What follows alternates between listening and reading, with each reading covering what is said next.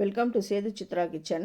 நான் ஒரு கல்யாணத்தில் சாப்பிட்டேன் இந்த கொண்டக்கடலை மசாலா தான் நான் இப்போ செஞ்சு காட்டுறேன் உங்களுக்கு. இது சென்னா மசாலா ரொம்ப ரொம்ப ரொம்ப சூப்பராக இருந்தது. இது எப்படின்றத அந்த மாஸ்டர் கேட்டு தெரிஞ்சுட்டு தான் நான் இதை செய்கிறேன். இதுக்கு அந்த கொண்டக்கடலையை ஒரு நைட்டு ஃபுல்லாக ஊற விட்டுட்டு குக்கரில் ஒரு 4 விசில் வச்சு வேக வச்சு எடுத்துன்னு வந்துட்டேன்.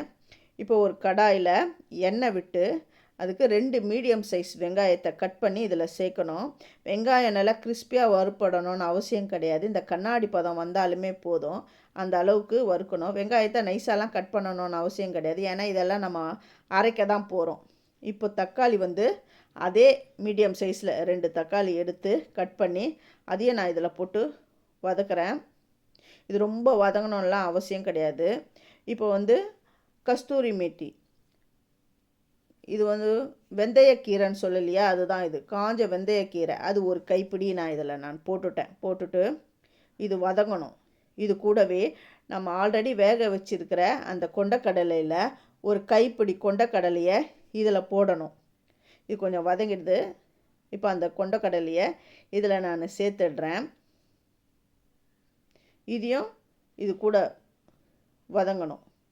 அதுக்கப்புறம் முந்திரி ஒரு 10 முந்திரி அப்படி உடச்சி அதை தான் இதில் நான் சேர்க்குறேன். பாருங்க, இந்த முந்திரி பருப்பு, ஏன்னா இதோடைய டேஸ்ட் அட்டகாசமாக இருக்கும் இந்த முந்திரியை சேர்த்தா அப்படின்னு சொன்னாங்க.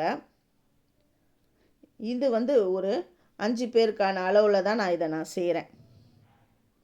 ஒரு மிக்சி ஜார் எடுத்து இதை வதங்கினதெல்லாம் அந்த மிக்சி ஜாரில் இதில் நான் சேர்த்துட்றேன். இதை நல்லா ஃபைன் பேஸ்ட்டாக அரைக்கணும் அப்படின்னு சொன்னாங்க.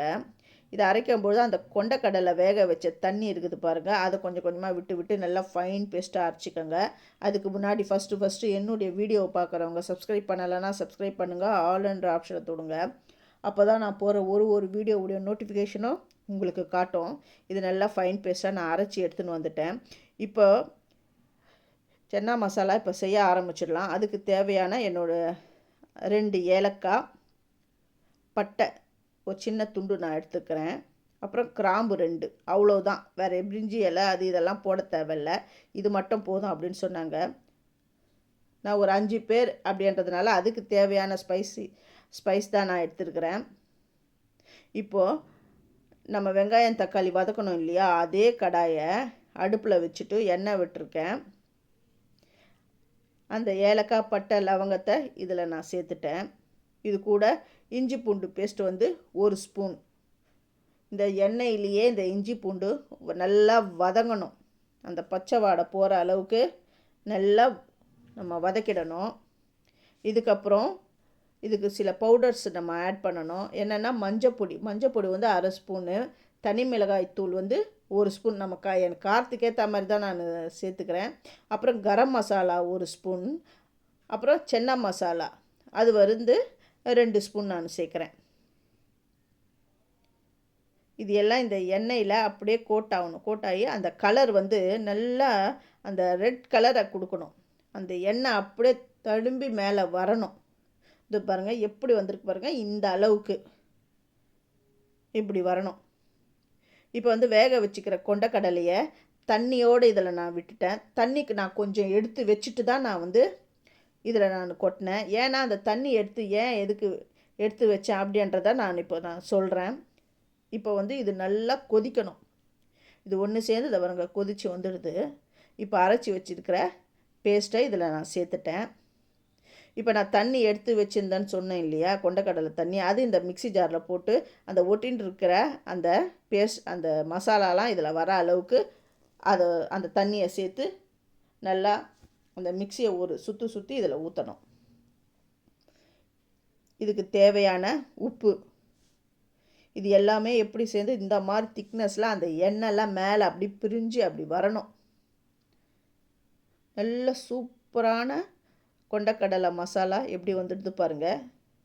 இதுக்கப்புறம் இந்த ப்ராசஸ் இன்னும் முடியல, இன்னும் இருக்குது.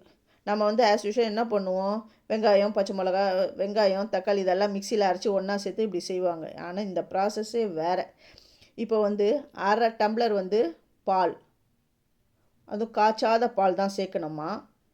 ஏன்னா அப்போ தான் அந்த க்ரீமி ஸ்ட்ரக்சர் வரும் அப்படின்றதுக்காக அந்த பாலை சேர்த்துடுறாங்க.